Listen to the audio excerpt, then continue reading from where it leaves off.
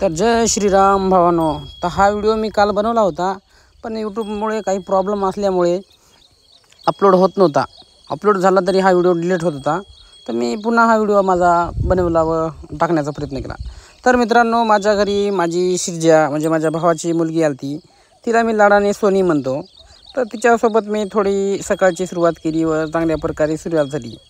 तिचा लाड करणे, तिला व्यायाम शिकवणे. आपलं लहानपण असंच असेल तेव्हा आपलं कोणी ना कोणी लाड केला असेल हा विचार करत करत तिच्यासोबत चांगल्याच प्रकारे खेळत होतो. तर खेळता खेळता सूचना गेलं काय करावं काय नाही. तर म्हणलं आपण चहा बनवायला जावं.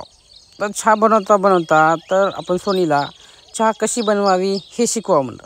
एवढ्या लहानपणी बाळ कसं शिकेल हा पण विचार होता. पण व्हिडिओमध्ये आज ना उद्या येईल व ती हा व्हिडिओ बघेल आज ना उद्या हा विचार करून आपण चहा बनवण्यासाठी तिला घेऊन गेलो. तर चहा बनवण्यासाठी लागणार सगळ्यात पहिलं म्हणजे आपण पातेलं घेतलं व गॅस पेटवला व नंतर त्यामध्ये चांगल्या प्रकारे साखर मिसळली. आपल्याला जास्त गोड साखर म्हणजे गोड चहा आवडती, तर मग काय आपण चांगल्या प्रकारे गोड चहा बनवली. तर शिरजा टकमक टकमक पाहत होती, जसं काय ती शिकते खरं मोरं. खूप मजा येत होती. मग काय आपण त्यामध्ये पत्ती टाकली. ही पत्ती आपण म्हणजे ही पत्ती आम्ही लहानपणीपासून वापरतो. आमच्या लहानपणीपासून हीच पत्ती असते आमच्या घरात, विक्रमपत्ती. तर मग काय चांगल्या प्रकारे आपली चहा होत होती. चहा बनवता बनवता काही करमत नव्हतं, तर तिच्यासाठी आपण एक गवळण म्हणली. तर गवळणीचे 2 बोल तुम्हाला पण सांगतो मी. राधे चल माझ्या गावाला जाऊ, सारे गोकुळ फिरून पाहू. आहे गोकुळात माझं नाव, आहे गोकुळात माझं नाव, आहे नावात माझं गाव. राधे चल माझ्या गावाला जाऊ, सारे गोकुळ फिरून पाहू. तर शिरजा चांगल्या प्रकारे एन्जॉय केली ही सॉंग ऐकली याच्यानंतर. तर मग काय आपल्या चहाला घणघणीत उकळी आली. तर काय चांगल्या प्रकारे चहा झाली. तर भाऊ आला. भाऊ म्हणला काय बनवतोस? तर चहा म्हणलं. भाऊ म्हणलं तुमच्या सगळ्यासाठी चहा बनवतो. तर लेकीला पण चहा चांगल्या प्रकारे मी शिकवला व चांगल्या प्रकारे चहा गाळणीमधून एका ग्लासमध्ये ओतला. तर मग आपल्याला पण चहा प्यायची होती व घरामध्ये जास्त माणसं होते. तर त्या प्रकारे आपण चहा एका कपात टाकली व नंतर बिस्किटचे वगैरे तुकडे घेऊन त्यामध्ये सजवले. तर चहा चांगली झाली किंवा नाही हे भावाला विचारण्यासाठी आपण गेलो तिथे व भावाला दिली. तर भावाने म्हणला खूपच गोड बनवलास चहा. मग काय आपल्याला जसं बनवायला आलं ती तसं बनवलं सांगलं त्यानं. मग लेकीला काय शिकवलं असं तसं झालं प्रकारे समजा. तर आपण आज दिवसभर काय करावं काय नाही हा विचार चालू होता. तर वहिनी भाऊ घरी आलते. तर मग आपण त्यांना देवाच्या दरबारात घेऊन जाऊ असा विचार केला. तर मग काय लावला फोन व केला ऑटो. मग आपल्याला जायचं होतं देवीला, पण जवळची देवी असा व लवकर जाऊन लवकर येता यावं असा विचार होता. तर मग खूप विचार केल्याच्यानंतर आपण चाललो बघा बारडला. बारडला देवी ही खूप पावन देवी आहे. तिथे गेलो व 5 सवासण्यांचं जेवण त्यांना वाटप केलं, म्हणजे अन्नदान केलं. नशीब एवढं छान की तिथे गेल्या गेल्या आपल्याला सवासण्या भेटल्या. कारण आज खूप जत्रा वगैरे होती, म्हणून काय सवासण्या भेटायची इच्छा हे नव्हती. तरी आपल्याच घरात सवासण्या आहेत असा विचार केला व गेलो. तरी नशीब चांगले असल्यामुळे आपल्याला सवासण्या भेटल्या. व तिथं गेल्याच्या नंतर एक महाराज आले व आम्हाला मागणी वगैरे मागितली.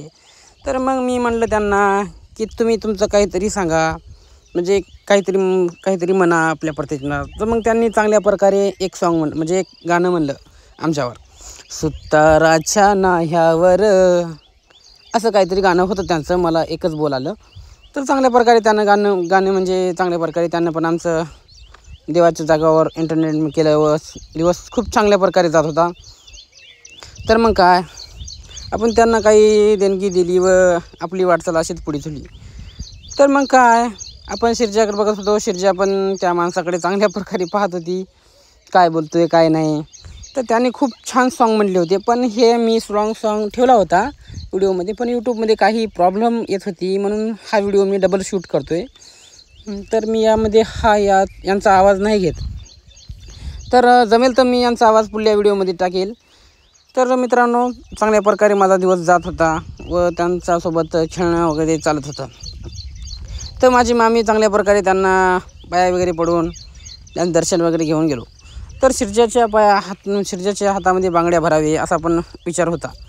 शिरजा रडेल विडेल असं वाटलं होतं. पण शिरजांनी चांगल्या प्रकारे प्रोसेस केलं व त्या बाईपाशी म्हणजे त्या ताईपाशी चांगल्या प्रकारे बसली व बांगड्या वगैरे भरून घेतली.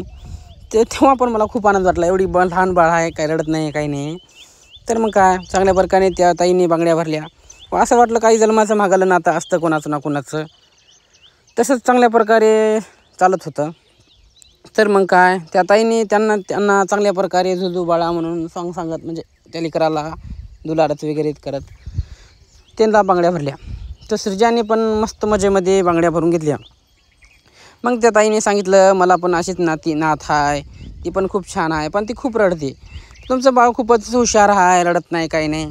मग काय आता हा व्हिडिओ जर शिरजा मोठी झाली बघली तर खुश होईल की मी पण लहानपणी नाही रडली असं तसं.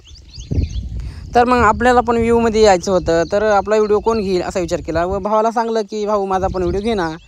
तर मग त्यांनी पण आपला थोडा व्ह्यू घेतला. तर मित्रांनो आपण ज्या देवीपाशी आलो होतो ते देवीचं तुम्हाला थोडं दर्शन करू का. ही चंद्रपूरला दर्शन करून आल्याच्यानंतर बारड या ठिकाणी यावंच लागतं अशी एक मान्यता आहे. इथे येऊन दर्शन घेतलं तर चंद्रपूरची देवी पावन होते असं म्हणतात. तर या देवीचे मागली जी सगळी परत आहे ती पूर्ण चांदीची आहे.